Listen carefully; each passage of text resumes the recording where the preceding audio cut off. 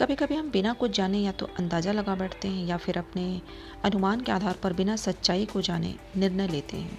और जब चोट खाते हैं तो लाइफ की लर्निंग मिलती है। एक बार किसी बड़ी कंपनी के सीईओ ने बड़े पद के लिए किसी का इंटरव्यू लेना चाहा, लेकिन उससे पहले उसको नीचे के अधिकारियों को इंटरव्यू देना था। उसने सारा प्रोसेस फॉलो किया और अंत में वह कंपनी के सीईओ के पास पहुंचा। दोनों डिनर के लिए गए और सूप ऑर्डर किया गया। अब जो घटना घटित होने वाली थी उसी में लर्निंग छिपी हुई है। सूप के साथ एक पुड़िया मिलती है। इसको स्वाद अनुसार सूप में डाला जाता है, लेकिन उस महानुभवी ने बिना सूप को टेस्ट किए वो पुड़िया सूप में डाल दी और मज़े के साथ सूप पिया। अंत में उनकी चर्चा खत्म हुई और वो चला गया। इसके बाद कंपनी के शीर्ष अधिकारी सीईओ के पास गए और पूछा कि जो हमने काबिल आदमी को भेजा था वो आपको कैसा लगा, आपने इसको बुलावा पत्र दिया या नहीं। सीईओ ने कहा कि नहीं। सारे अधिकारी चौंक गए कि ऐसा क्या हुआ। सीईओ ने कहा कि जब हम सूप पी रहे थे तो उसने वो नमक बिना टेस्ट किए कैसे डाला। टेस्ट करके डालता तो बात समझ में आती, लेकिन वो बिना देखे डिसीजन ले लिया। ऐसे आदमी को मैं कंपनी का हेड कैसे बना सकता हूँ। ये तो बिना कुछ निर्णय लिए लेता है। दोस्तों, आपको बात का मर्म समझ में आ ही गया होगा। हम भी तो जीवन में अक्सर यही गलती करते हैं। मुझे पूरी उम्मीद है कि आपको यह कहानी ज़रूर अच्छी लगी होगी। अगर आपको कोई सवाल या जवाब हो तो कमेंट के माध्यम से हमें ज़रूर बताएं। अगले वीडियो में हम फिर मिलते हैं वाले हैं। तो चलिए आपका ज़्यादा समय न लेते हुए इसे शुरू करते हैं। एक आश्रम में अपने गुरु के साथ एक शिष्य रहता था, लेकिन वह बहुत आलसी था, क्योंकि वह आज का काम कल पर और कल का काम परसों पर टाल दिया करता था। एक दिन गुरु ने सोचा कि क्या किया जाए, इसे कैसे समझाया जाए। तो उनके दिमाग में एक रणनीति आई और उन्होंने उसे पाठ पढ़ाने का तरीका खोज निकाला। उन्होंने अपने शिष्य से कहा कि ये काला पत्थर मैं तुम्हें देकर जा रहा हूँ, इसकी मदद से तुम जिसे भी लोहे की चीज़ को घिसोगे वह सोने बन जाएगी, लेकिन तुम्हारे पास कल सूर्यास्त तक का समय है। और यह कहकर गुरुजी चले गए। अब वह आलसी शिष्य सोचता रहा कि मैं इस पत्थर से यह करूँगा वह करूँगा, अभी तो मेरे पास काफ़ी समय है और मैं खूब सारा सोना बना लूँगा। आलसी आदमी ने सोते सोते बहुत ख्वाब बुन लिए, लेकिन उनको पूरा करने का जहमत नहीं उठा रहा था। मतलब प्रयास नहीं कर रहा था, सिर्फ सोच रहा था। और सोचते सोचते उसका एक दिन बीत गया। जैसे ही वह सुबह उठा तो उसने सोचा अभी तो मेरे पास शाम तक का वक्त है, मैं इसे बहुत जल्दी पूरा कर लूँगा। देखते देखते दोपहर हुई। उसने खाना खाया और सोचा थोड़ी देर आराम कर लेता हूँ, उठने के बाद कर लूँगा। और वह शिष्य सो गया। जैसे ही उसकी नींद खुली उसने देखा कि सूर्यास्त को आया। अब उसे जाना ही होगा और वह उस काले पत्थर को लेकर बाजार में जा ही रहा था, इतने में गुरुजी उसको मिल गए और वह पत्थर उसे ले लिया। बोले तुम्हारा समय खत्म हो गया है। उसको बहुत पछतावा हुआ, कुछ नहीं कर पाया, लेकिन अब पछताए होत क्या जब चिड़िया चुग गई खेत। हमारे साथ भी तो यही होता है। कभी कभी हम भी तो यही करते हैं, आलस करते जाते हैं, आज का काम कल और आगे से आगे उसे टालते जाते हैं। इससे समय निकल जाता है, क्योंकि समय का पहिया तो रुकने वाला नहीं है। अगर हमने समय के साथ हमारे कामों को पूरा नहीं किया तो हमारा भी वैसा ही हाल होगा जैसे उस शिष्य का हुआ। और आपको एक बात बता दूं, सचिन तेंदुलकर जब मैच नहीं होता था तब भी क्रिकेट के लिए प्रैक्टिस किया करते थे। इसलिए जो होता है अभी होता है, बाद में कुछ नहीं होता, समय निकलता जाता है। चलिए दोस्तों, मैं एक और कहानी के माध्यम से आपको बताने की कोशिश करती हूँ। एक बार एक तालाब के अंदर बीचों बीच एक बगीचा था। उस बगीचे के अंदर गुलाब का एक पौधा था और गुलाब के पौधे पर एक पत्ता था जो ये सोचता था कि मेरी इस दुनिया में क्या वैल्यू है, मेरी काबिलियत क्या है। तरह तरह की बातें वो सोच रहा था, ठीक वैसे ही जैसे हम भी कभी कभी सोच लेते हैं। लेकिन एक दिन एक चींटी को उसने पानी में डूबते हुए देखा। तभी उसने सोचा कि क्यों ना मैं इस चींटी की मदद कर दूं, और उसने खुद की कुर्बानी पानी में कूद कर लगा दी और उस चींटी उसके ऊपर बैठ गई। उसका जीवन बदल गया। चींटी ने उसको धन्यवाद दिया और कहा कि आज तुम ना होते तो मेरी जान नहीं बचती। बल्कि धन्यवाद तो पत्ते ने चींटी का किया कि अगर आज ही मौका मैं जान देता तो खुद को और भी कमज़ोर समझता। इसलिए मुझे मेरी काबिलियत का एहसास कराने के लिए शुक्रिया। यही होता है जब हमें पता लगता है कि हम किस काबिल हैं। दोस्तों, याद रखिए, काबिलियत सभी के अंदर होती है, बस आपको पहचानने की ज़रूरत है। हमेशा खुद को कोसते रहने से हम खुद को कमज़ोर बनाते जाते हैं। इसलिए लोगों की मदद कीजिए और खुशियाँ बांटिए, क्योंकि ये वापस लौट के नहीं आती है। उम्मीद है आप सभी को यह छोटी सी कहानी पसंद आई होगी। आशा करती हूँ यह वीडियो आपको पसंद आया होगा। कई बार हम कुछ ऐसे शब्द बोल देते हैं जिससे सामने वाले को बहुत परेशानी होती है, लेकिन बोले हुए शब्द वापस नहीं आते हैं। चलिए मैं आपको एक बार कहानी बताती हूँ। एक बार एक किसान ने अपने पड़ोसी को भला बुरा कह दिया, पर जब बाद में उसे अपनी गलती का एहसास हुआ तो वह एक संत के पास गया। उसने संत से अपने शब्द वापस लेने का उपाय पूछा। संत ने किसान से कहा, तुम खूब सारे पंख इकट्ठा कर लो और उन्हें शहर के बीचों बीच जाकर रख दो। किसान ने ऐसे ही किया और फिर संत के पास पहुंच गया। तब संत ने कहा, अब जाओ और उन पंखों को इकट्ठा करके वापस ले आओ। किसान वापस गया। तब तक सारे पंख हवा से इधर उधर उड़ चुके थे और किसान खाली हाथ संत के पास पहुंचा। तब संत ने उससे कहा कि ठीक ऐसा ही तुम्हारे द्वारा कहे गए शब्दों के साथ होता है।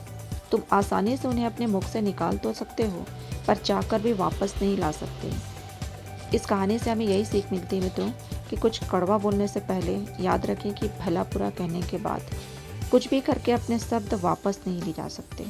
आप उस व्यक्ति से जाकर क्षमा जरूर मांग सकते हैं और मांगनी भी चाहिए, पर ह्यूमन नेचर कुछ ऐसा होता है कि कुछ भी कर लीजिए इंसान कहीं ना कहीं हर्ट हो जाता है।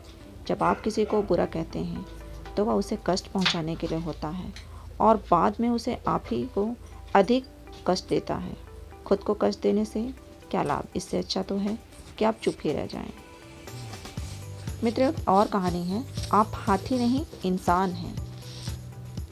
मैं कहानी के ज़रिए आपको मोटिवेशन देने की कोशिश करती हूँ। एक आदमी कहीं से गुजर रहा था, तभी उसने सड़क के किनारे बंधे हाथियों को देखा और अचानक रुक गया। उसने देखा कि हाथियों के अगले पैर में एक रस्सी बंधी हुई है। उसे इस बात का बड़ा अचरज हुआ कि हाथी जैसे विशालकाय जीव लोहे की जंजीरों की जगह बस एक छोटी सी रस्सी में बंधे हुए हैं। ये स्पष्ट था, हाथी जब चाहते तब अपने बंधन तोड़कर कहीं भी जा सकते थे, पर किसी वजह से वो ऐसा नहीं कर रहे थे। उसने पास खड़े महावत से पूछा कि भला ये हाथी किस प्रकार इतनी शांति से खड़े हैं और भागने का प्रयास नहीं कर रहे हैं। एक महावत ने कहा, इन हाथियों को छोटे पर से ही इनसे रस्सियों में बांधा जाता है। उस समय इनके पास इतनी शक्ति नहीं होती है कि इस बंधन को तोड़ सकें। बार बार प्रयास करने के पर भी रस्सी ना तोड़ पाने के कारण उन्हें धीरे धीरे यकीन हो जाता है कि वो इन रस्सियों को नहीं तोड़ सकते और बड़े होने पर भी उनका ये यकीन बना रहता है, इसलिए वो कभी इसे तोड़ने का प्रयास नहीं करते हैं। आदमी आश्चर्य में पड़ गया कि ये ताकतवर जानवर सिर्फ इसलिए अपना बंधन नहीं तोड़ सकते क्योंकि वो इस बात पे यकीन करते हैं। इन हाथियों की तरह भी हम में भी कितने लोग सिर्फ पहले मिली असफलता के कारण ये मान बैठते हैं कि जब हमसे ये काम हो ही नहीं सकता और अपनी ही बनाई हुई मानसिक जंजीरों में जकड़े जकड़े पूरा जीवन गुजार देते हैं।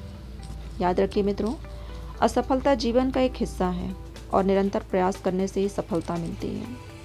यदि आप भी ऐसे किसी बंधन में बंधे हैं तो अपने सपने सच करने से रोक रहा है तो उसे तोड़ डालिए।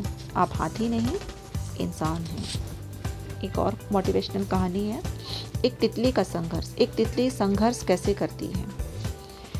एक बार एक आदमी अपने गार्डन में टहलते हुए किसी टहनी से लटकता हुआ एक तितली को कोकून दिखाई पड़ा। अब हर रोज वो आदमी उसे देखने लगा और एक दिन उसने नोटिस किया कि उस कोकून में एक छोटा सा छेद बन गया है।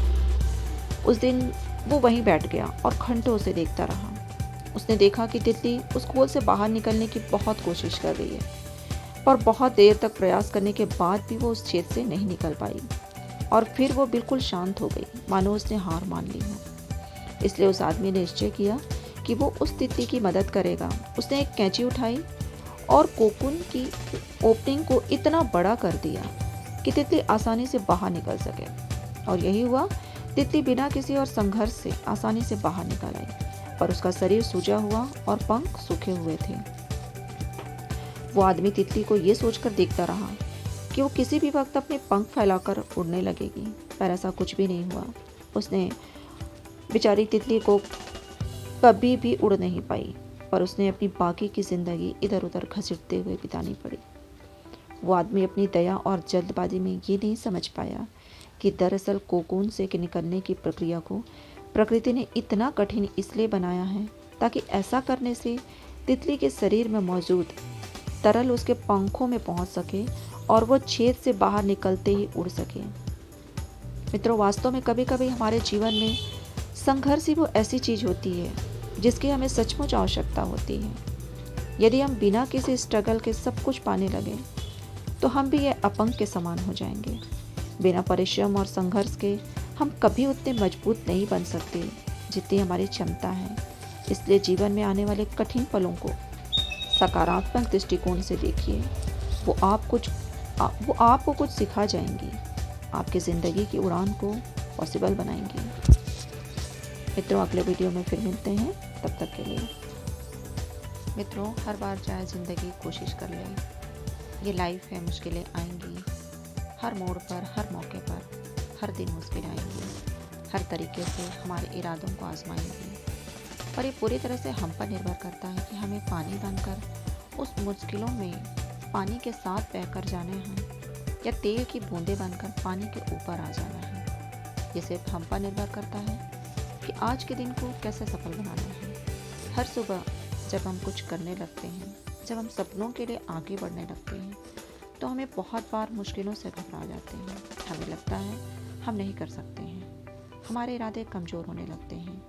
पर हमें भी उस काबिलियत पर विश्वास रखना है, उस काबिलियत से लड़ जाना है, नाकामी से भिड़ जाना है, आज के दिन को सफल बनाना है। ज़िंदगी का सफ़र लंबा है और इस सफ़र में हर दिन मुश्किलें आएंगी। हमें सिर्फ हमें देखना है कि उन मुश्किलों का हल किस तरह निकालें। हमें देखना है कि कैसे खुद को संभालना है। ये हमें देखना है कि हम क्या करें। हर मुसीबत हमें मजबूत बनाना है। हर दिन खुशी नहीं मिलेगी, हर दिन कामयाबी नहीं मिलेगी। मन परेशान होगा, हर दिन अफसोस होगा। हर परेशानी को बादल को हटाना होगा। हमें अपने आज के दिन को सफल बनाना है। आज संघर्ष है, पर थकना नहीं है, रुकना नहीं है। हर चुनौती को डट कर सामना करना है।